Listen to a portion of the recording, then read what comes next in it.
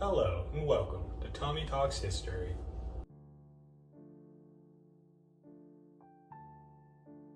The conflict began with a tax on distilled spirits in 1791, which was a part of Alexander Hamilton's financial plan to centralize and stabilize the national economy. This tax was very unpopular among Western farmers, who relied on converting their surplus grain into whiskey. Whiskey was not only a commercial product, but also a medium of exchange. In the cash-poor frontier economy, many distilleries in the western region simply refused to register their stills or pay the tax. The tax collectors, seen as agents of an overreaching government, became targets of harassment and violence. In some cases, they were tarred and feathered, their homes attacked, and their lives threatened. The hostility towards tax collectors grew as they attempted to enforce the law, often requiring federal protection. The Bradford House was the home of David Bradford. Bradford's speeches and actions helped to escalate the movement from passive resistance to active insurrection. The Bradford House served multiple functions during the Whisky Rebellion.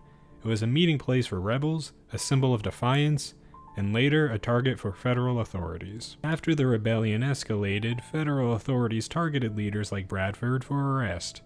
Bradford fled when the federal militia, led by President George Washington and General Henry Lee, arrived to suppress the rebellion. He eventually made his way to Spanish-controlled Louisiana, where he lived in exile. In July of 1794, when a federal marshal, David Lennox, and a local tax collector, John Neville, attempted to serve rights to distillers who had not paid the tax, they were ambushed by a group of rebels near Neville's home in western Pennsylvania.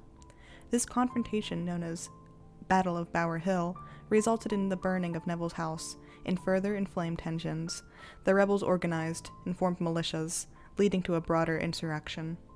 In response, President George Washington and his administration decided to assert federal authority decisively.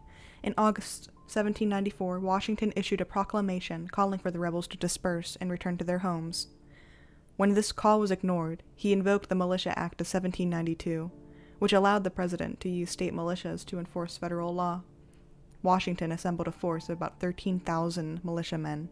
George Washington personally led the militia, making him the only sitting U.S. president to command troops in the field. This march of the militia began in September 1794. As the federal force moved westward, the sheer size and determination of the militia had a significant psychological impact. By the time they reached the rebellious regions, the resistance had largely dissipated. The insurgents, recognizing the futility of armed conflict against such a formidable force, dispersed without significant further violence.